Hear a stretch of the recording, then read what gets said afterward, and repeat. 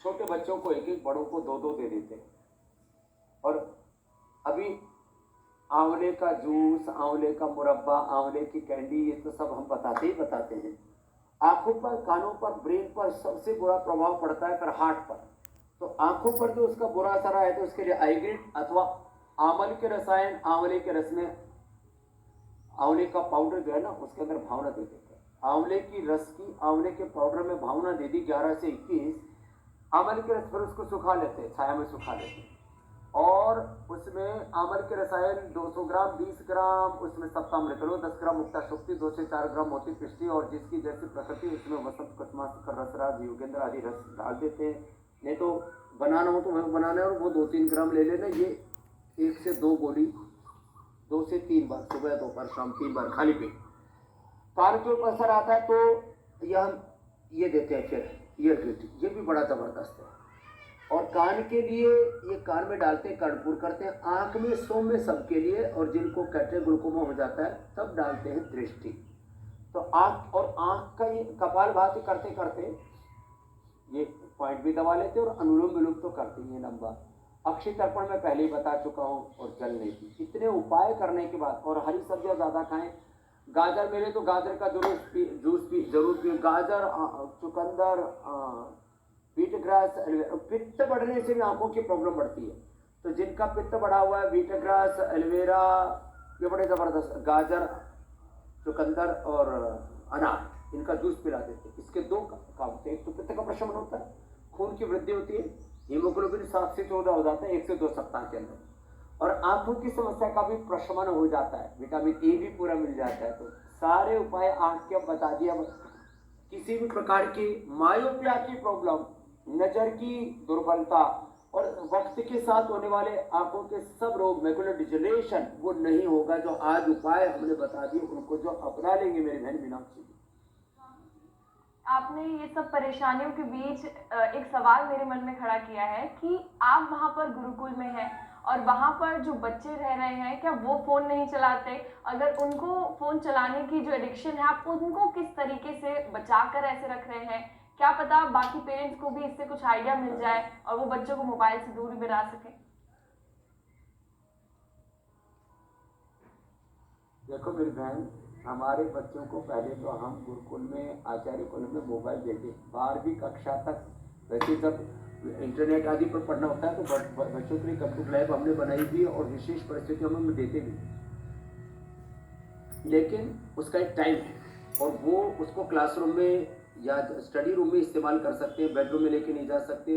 Mobile पर फालतू unproductive है, नहीं, बहुत समय की बर्बादी होती है। और हमने कहा हम अपने भीतर कितने प्रकार का, एक मोबाइल कितने प्रकार का कचरा डालते, उससे रेडिएशन का कचरा तो जाता है, विचारों का कचरा बहुत ही खतरनाक होता है। वो हमारे पूरे ब्रेन की प्रोग्रामिंग को, पूरे हमारे स्ट्रक्चर को, हमारे कैरेक्टर को, पूरी लाइफ को ही हम तबाह कर देता है। तो इसलिए 3 तरह के प्रदूषण बड़े खतरनाक है। एक तो ये मोबाइल वाला प्रदूषण जो रेडिएशन, और इसके द्वारा कई प्रकार का वैचारिक प्रदूषण भी होता है दूसरा, और तीसरा फिर जो है ये जो भौतिक प्रदूषण है, जिसमें धूल, धुआं और तमाम तरह की दूसरी चीजें, साउंड है, लाइट है, बहुत तरह के प्रदूषण है। तो ये 3 प्रकार के जो प्रदूषण है, इनसे तो बचना ही पड़ेगा। और बच्चों को इस बात के लिए मनाना पड़ेगा कि आपको वो काम करना है जिससे आपको लाभ होता है, फायदा होता है, बेनिफिट सबको समझ में आता है। तो कुछ ये क्षणिक लाभ, उससे क्या होता है, लोगों को ऐसा लगता है इससे हमें कुछ इंफॉर्मेशन मिलती है। इंफॉर्मेशन के बाद कहते हैं कि इससे हमें कुछ हम एंटरटेन करते हैं, कुछ कहते हैं इससे हम कुछ सीखते हैं। लेकिन ये जो प्रक्रिया है, ये मात्र 1% होती है। 99% तो पूरी दुनिया को अकर्मण्य, प्रमादी, और एक तरह से मैं कायर, कमजोर, बुज़दिल कहूँ, माने ऐसा जड़ता में ला दिया है इस पूरे डिजिटल लाइफ ने। इससे तो तौबा करनी पड़ेगी। तो बच्चों को प्यार से समझाते हैं, मान जाते हैं। जो बच्चे आप क्या पढ़ रहे हैं, उन बच्चों से सीखा जा सकता है कि जो आम बच्चे और तमाम जगहों पर पढ़ते हैं, वो कैसे खुद को फोन से बचा सकते हैं। स्वामी जी, इस दुआ के साथ हम विषय पर लौटते हैं। का ध्यान तो रखना ही पड़ेगा हमें, बिल्कुल, कि सृष्टि जल्द से जल्द सकुशल निकाल ली जाएगी, लेकिन जो लापरवाही है, क्रिमिनल नेग्लिजेंस एक तरह का कहा जाए कि इस तरह के बोरवेल को खुला छोड़ दिया जाता है, इस तरफ लापरवाही हुसैन इसमें दोनों तरफ से है। प्रशासनिक लापरवाही तो है ही कि बोरवेल को खुला छोड़ दिया गया, और दूसरा थोड़ा माता पिता को भी, परिवार वालों को भी सजग रहना चाहिए। मात्र 2.5 साल की बच्ची है, ऐसे खुले में कैसे खेलने के लिए छोड़ दिया, वो भी ये जानते बूझते कि पास में बोरवेल खुदा हुआ है। सड़कों पर खुले में छोड़ देते, कितने बच्चों के एक्सीडेंट हो जाते हैं। स्वामी जी विषय पर लौटते हैं। मोबाइल की आदत बच्चे ही नहीं बड़ों को भी काफी नुकसान पहुंचा रही है।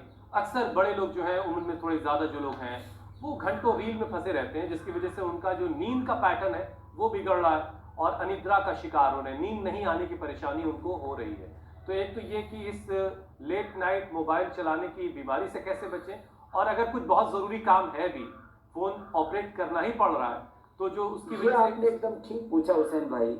ये रात को रील जो चलाते हैं ना, छोटी छोटी रील्स आती है, एक के बाद दूसरी, फिर रील चालू रहती है। ऐसा कुचक्र है, एक षड्यंत्र है, इसमें से आदमी बाहर नहीं निकल पाता। तो एक तो रात को सोते समय मोबाइल नहीं चलाना। अच्छा, कई बार ना हम ऐसे इंफॉर्मेशन सी उसमें कि चलो आज हमने दिलवा टीवी नहीं देखा तो चलो देख लेते हैं आजकल क्या चल रहा है। तो एक दो बार मैंने ही थोड़ी देर रात को मोबाइल चलाया तो रात को नींद खुल गई, नहीं तो 10 बजे सो के सुबह 4 बजे उठने वाले हैं। तो जब मेरे जैसा योगी सन्यासी वो भी रात को मोबाइल थोड़ा चलाया, तो उस दिन के बाद मैंने संकल्प ले लिया कि रात को सोने से पहले 1 घंटे पहले ही मोबाइल को प्रणाम कर लें, सलाम कर लेना, प्रणाम कर लेना है भाई। तो रात को सोते समय सोने से 1 घंटे पहले मोबाइल से दूर रहे, टीवी से भी दूर रहे, टीवी से दूर रहे, और किसी भी प्रकार के बोझ को अपने सिर पर न रखें। दिन भर कर लेना, कोई भी काम है, घर है का, बिजनेस का, परिवार का, व्यापार का, संसार के जितने भी काम है, उनका बोझ सुबह और शाम 2 समय नहीं रखना चाहिए। सुबह तो योग में अपने आप को लगाना, चित्त को, और शाम को घर परिवार, बिजनेस, व्यापार, कार्य और तमाम दुनिया के फर्ज अपने आप निभाते हैं, लेकिन सोने से पहले टीवी मोबाइल से दूर रह करके थोड़ी देर के लिए अपने आप को संसार से भी दूर कीजिए, क्योंकि आपको अपने भीतर उतरना है। आपको गाढ़ निद्रा में, सुसुप्ति में जाना है, जो समाधि जैसी स्थिति है, और वो आपको बहुत तरह से हील करती है। कितने आघात लगते हैं आपके तन पर, आपके मन पर, आपके विचारों को, भावनाओं को, कितनी बार आप आहत होता हुआ दिन भर देखते हैं। तो दिन भर की जो चोटें हैं तन की, मन की, इमोशंस की, जो मॉलिक्यूल्स ऑफ इमोशंस के लेवल पर भी जाकर के जो आप भीतर से चोटिल घायल होते हैं, सबको हील करते हैं। आप तो अपने आप को थोड़ा अंतर्मुखी बनाएं, और जिस कमरे में कम से कम सोते हैं, एक काम तो ये कर लो, जिस कमरे में मैं सोता हूँ उसमें टीवी नहीं होता, बेडरूम से टीवी को बाहर निकालो। बहनों को भी बात समझ में आ रही है, लेकिन ये भाइयों को भी आ जाए तो और अच्छा है।